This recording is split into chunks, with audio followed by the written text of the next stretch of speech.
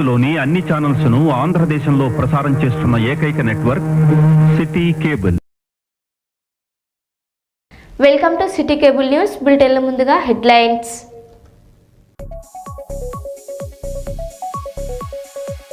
Staunton స్మారక Telugu Baptist సంఘంలో ఘనంగా క్రిస్మస్ వేడుకలు.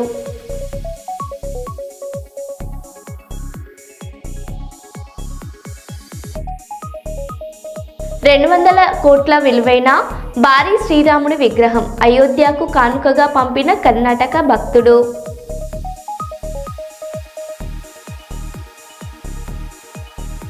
హైదరాబాద్ కలెక్టర్ కార్యాలయం వద్ద మహిళల ధర్నాకు మద్దతుగా ఎంపీ ఈటెల రాజేందర్.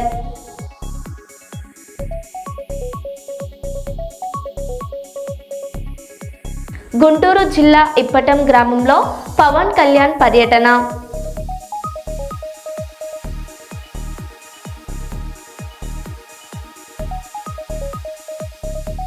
వీబీజీ రామ్జీ పథకం రద్దు చేయాలంటూ వామపక్షాల నిరసన.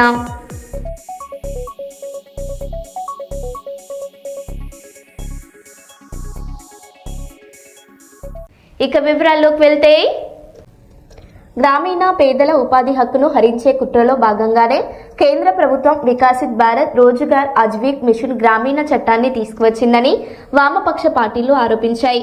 మహాత్మా గాంధీ జాతీయ గ్రామీణ ఉపాధి హామీ చట్టాన్ని కొనసాగించాలని డిమాండ్ చేస్తూ వరంగల్ హెడ్ పోస్ట్ ఆఫీస్ సెంటర్లో ప్లకార్డులతో నిరసన చేపట్టి చట్ట ప్రతులను దగ్ధం చేశారు. MCPI, CPI, new democracy, CPI నాయకులు మాట్లాడారు.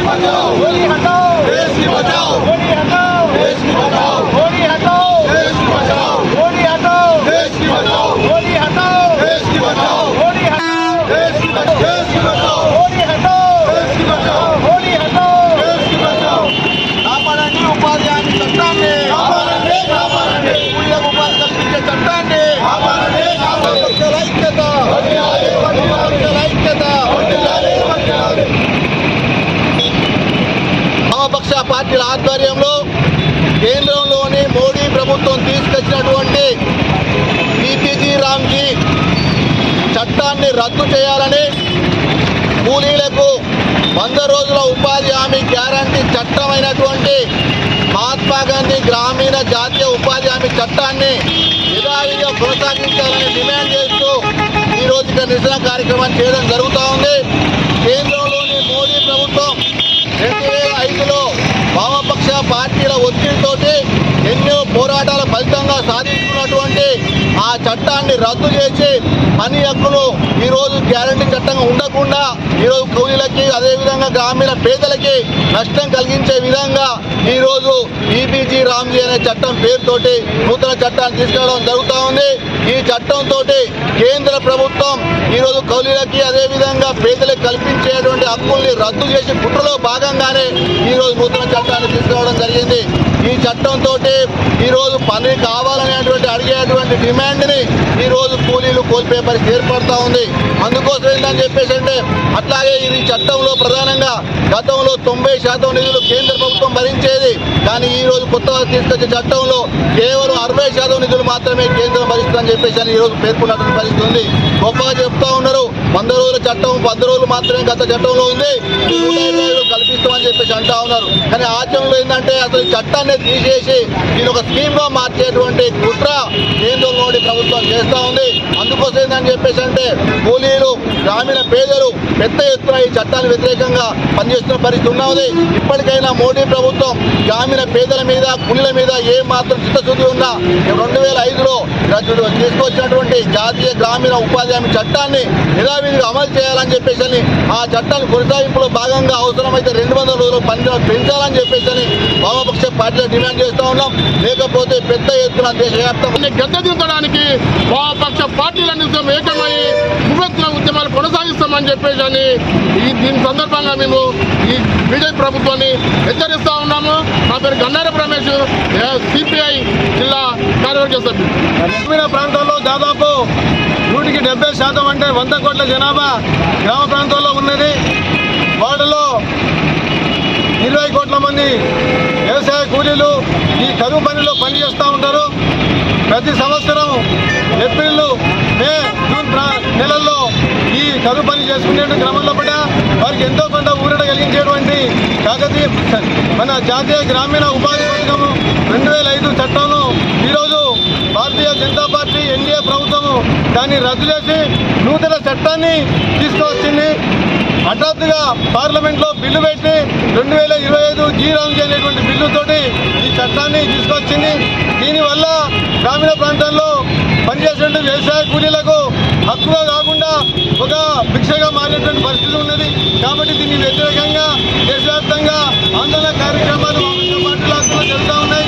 మేము డిమాండ్ చేసి ఏంటంటే ఖచ్చితంగా ఈ నూతన చట్టాన్ని రద్దు చేయాలని, రాబోయే రోజుల్లో 200 బందీలు కల్పించాలని మేము కోరుతా ఉన్నాము.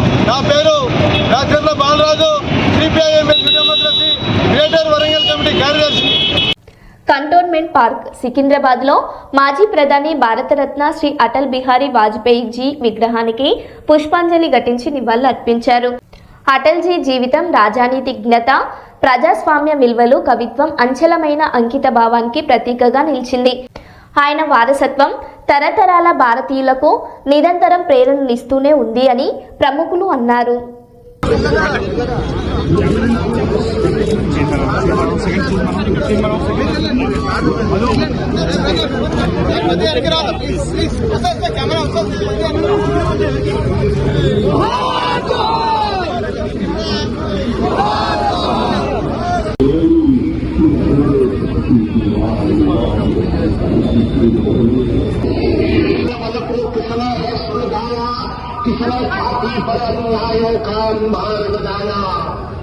आप खोल कर देखो, घर में भीषण आग लगी है.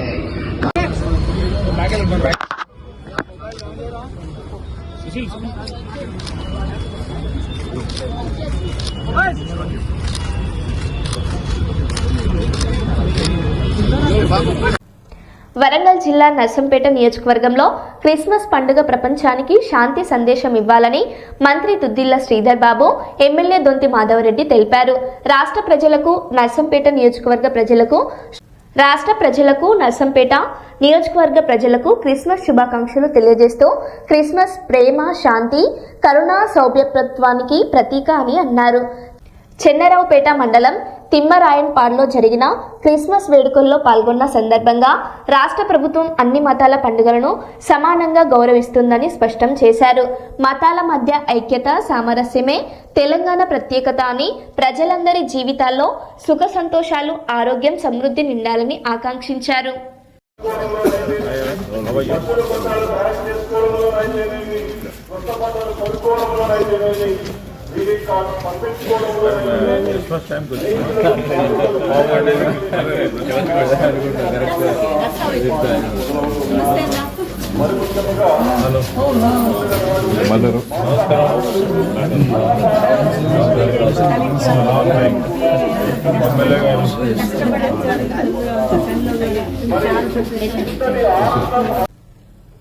సికింద్రాబాద్ మారేడుపల్లిలో డబుల్ బెడ్రూమ్ ఇళ్ల కేటాయింపుపై మహిళలు ఆందోళనకు మల్కాజ్గిరి ఎంపీ ఈటెల రాజేందర్ మద్దతు తెలిపారు.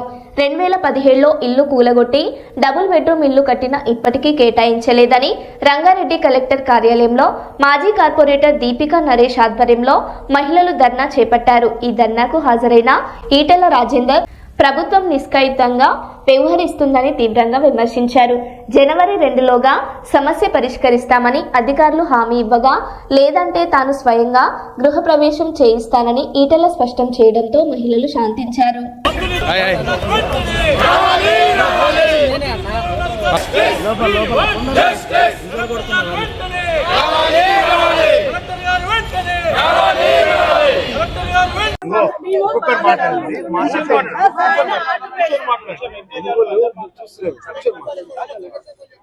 ఇప్పుడు మా ఆయన హార్ట్ పేషెంట్, నేను బాలికల్లో ఉంటున్నా.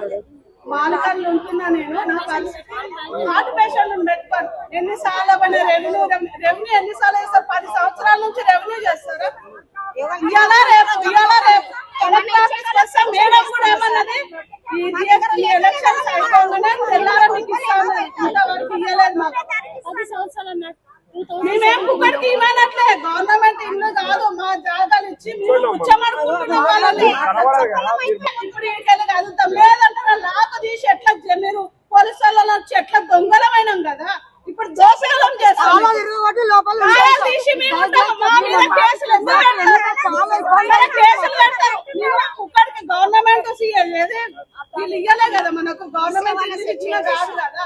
మా ఇంట్లో మేము అక్కడనే ఉన్నామా, ఆధార్ కార్డులు పట్టుకొని ఆ మారేడుపల్లి లేకపోతే వేరే నుంచి బక్కనికి వచ్చిన వాళ్ళం అంటే అది వేరు. ఆడుండి ఆడ పుట్టి పెరిగి తాతల కాలం ఉన్నాం కదా.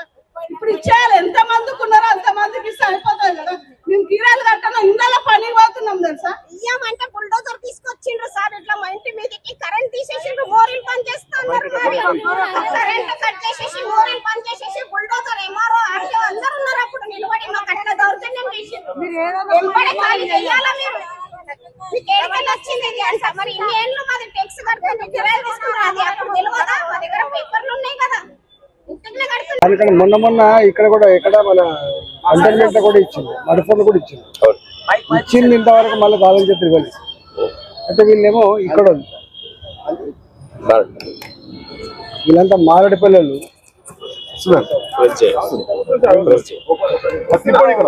వీళ్ళంతా మారడిపల్లెలు. ఇక్కడ ఉంది చూడు 2017లో ఇదంతా సెంటర్ లో ఉంది. ఈ బస్తీని బ్రహ్మాండంగా తీర్చిదిద్దాం, మంచి బ్రహ్మాండమైన డబుల్ బెడ్రూమ్ కట్టిద్దామని అలాంటి స్లోగన్ కెరక. అయితే ఆనాడు ఏం సమస్య వచ్చిందంటే, మరి అందరికీ ఇండ్ల జాగాలు సమానంగా లేవు. కొంతమంది 30 గజాలు ఉన్నాయి, కొంతమంది 60 గజాలు ఉన్నది, కొంతమంది 100 గజాలు కూడా ఉన్నది, కొంతమంది కొనుక్కున్నారు మధ్యలో. ఇదొక సమస్య వచ్చింది. అప్పుడు రెండో సమస్య ఏమొచ్చిందంటే, ఒకటే ఇంట్లో ఈ 2 కుటుంబాలు, అప్పటికే 3 కుటుంబాలు కూడా ఉన్నాయి. పేదరికం ఉండడం వల్ల దానిని అడ్జస్ట్ అయ్యింది తప్ప మాకు వాళ్ళకి వేరే దిక్కులు లేవు. అయితే వాళ్ళు ఏమన్నారంటే, మేము నిజంగానే మా కోసం వచ్చింది కాబట్టి మేము ఇస్తాం, మా జాగాలు ఇస్తాం, కానీ మాకు ఎన్ని కుటుంబాలు ఉన్నాయో మా జాగ ఎంత పోతుందో దాన్ని బట్టి మాకు ఎన్ని ఇవ్వమని చెప్పి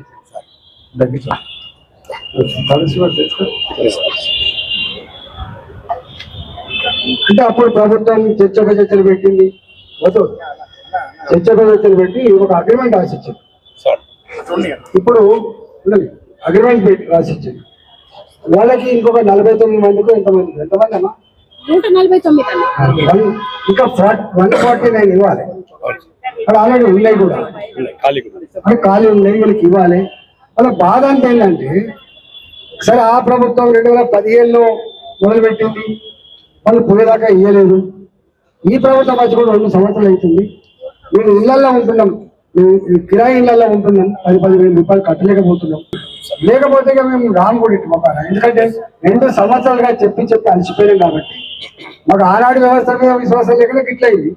మీ దగ్గర కూడా విశ్వాసం లేకపోయా నా పని మేము చేసుకుంటాం, మీరు ఎప్పుడు పట్టిస్తారో చెప్తే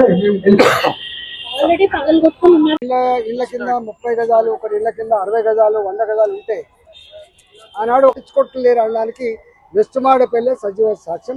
అందుకని నేను ఈ విషయం తెలిసి చెప్పిన ఒకవేళ కాని పక్షంలో ఏం చేయాలో తప్పకుండా నిర్ణయించుకుంటాను. వరంగల్ జిల్లా గ్రామ సర్పంచ్గా నన్ను ప్రజలు అత్యధిక మెజార్టీతో గెలిపించడం జరిగిందని తెలిపారు. చెన్నరావుపేట మండలం సూరిపల్లి గ్రామ సర్పంచ్తో పాటు 10 వార్డులకు కూడా ప్రజలు బీఆర్ఎస్ పార్టీకి పట్టా కట్టారని, నాపై నమ్మకంతో గ్రామంలో ఉన్న మెయిన్ సమస్యలు, ఊరిలో ఉన్న గుడి నిర్మాణం పూర్తి చేయడంతో పాటు నల్ల నీళ్లు క్రమం తప్పకుండా అందిస్తానని అన్నారు. రెడ్డి గారికి ప్రత్యేక ధన్యవాదాలు. అట్లాగే మండల పార్టీ అధ్యక్షుడు సంగని సూరయ్య, క్లస్టర్ ఇన్ఛార్జి కారింగుల సురేష్ గారికి, గ్రామ పార్టీ అధ్యక్షుడు చార్ల సుధీరెడ్డి గారికి, నా యొక్క మిత్రుడు బోల రాజు గారికి మరియు గ్రామ ప్రజలందరికీ పేరు పేరున ధన్యవాదాలు. మమ్మలను గుర్తించి మీ ఓట్లకు అభ్యర్థించినప్పుడు సీసీ రోడ్లు కానీ, తర్వాత పారిశుద్ధ్యం కానీ, డ్రైనేజీ కానీ, ఇవన్నీ సమస్యలన్నీ మా దృష్టికి తెచ్చినారు. అవన్నీ మా గ్రామ పంచాయతీకి వచ్చే నిధులతోటి ఒకటి తర్వాత ఒకటి నెమ్మదిగా పరిష్కరించుడు ఒక దానితో ఒకటి మెల్లగా పరిష్కరించుడు వచ్చే నిధులతోటి పరిష్కరిస్తానని హామీ ఇస్తున్నాను. అట్లాగే గుడి నిర్మాణం కూడా అది మా అదృష్టం అనుకోవాలి. మా హయాంలో గుడి నిర్మాణం కూడా పూర్తి చేస్తామని హామీ ఇస్తున్నాను ప్రజలందరికీ. ఆ తర్వాత గ్రామంలో మా మీద ప్రజలు ఉంచిన విశ్వాసంతో అందరికీ చేదోడు వాదోడుగా ఉండుకుంటూ ప్రజలందరికీ మమేకమై ప్రజలందరికీ పార్టీల విభేదం లేకుండా అందరికీ సమన్యాయం చేస్తానని నేను కోరుకుంటున్నాను. అందరికీ కృతజ్ఞతలు. సూర్పేల్లి గ్రామ ప్రజలకు నమస్కారాలు. మాకు టికెట్ ఇచ్చిన పెద్ది సుదర్శన్ రెడ్డి గారికి ధన్యవాదాలు. మేము ఊళ్ళో ఎలక్షన్ల కోసం తిరిగినప్పుడు రోడ్ల సమస్యలు ఉన్నాయి. అవి సీసీ రోడ్లు కంపల్సరీ చేస్తాము. మా మీద పెట్టుకున్న గ్రామ ప్రజల అందరికీ మేము ఖచ్చితంగా అన్ని పనులు చేసి చూపిస్తాము. కొత్తగా అవకాశం ఇచ్చినందుకు పనులు కంపల్సరీ చేస్తాము.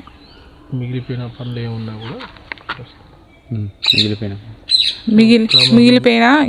మిగిలిపోయిన పనులు ఏమన్నా ఉన్నా కూడా గ్రామంలో అన్ని సమస్యలు పరిష్కరిస్తాము. కరీంనగర్ 32వ డివిజన్లోని హుసినాపురలో బీఆర్ఎస్ పార్టీ నాయకులు మాజీ సుడా డైరెక్టర్ షేక్ యూసఫ్ డివిజన్ కార్యాలయాన్ని నగర బీఆర్ఎస్ అధ్యక్షులు చల్ల శంకర్లతో కలిసి డివిజన్ కార్యాలయాన్ని మాజీ మంత్రి కరీంనగర్ ఎమ్మెల్యే గంగుల కమలాకర్ ప్రారంభించారు. ఈ కార్యక్రమంలో Kothapalli advocate Mohammed Jameel, Shaukat, Shaheen, Mansour, తవ్వకలి BRS నాయకులు పాల్గొన్నారు. రాబోయే మున్సిపల్ కార్పొరేషన్ ఎన్నికల్లో 32వ డివిజన్ ప్రజలు షేక్ యూసఫ్ను భారీ మెజార్టీతో కార్పొరేటర్గా గెలిపించాలని కోరారు. ఈసారి కార్పొరేషన్లో బీఆర్ఎస్ పార్టీ మేయర్ పదవి వచ్చేలాగా కృషి చేస్తామని అన్నారు.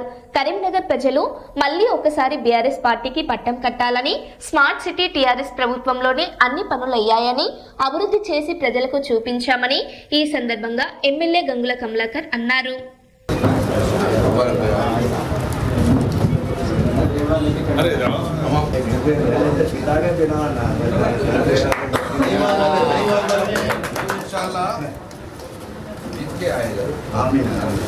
आपका सपोर्ट है तो जीते हैं। बराबर यूसुफ भाई को जिता देना ना, यूसुफ भाई भाई उधर जाओ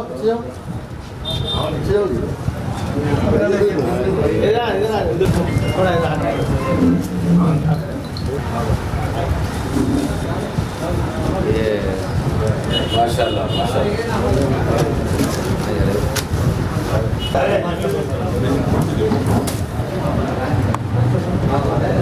अब क्या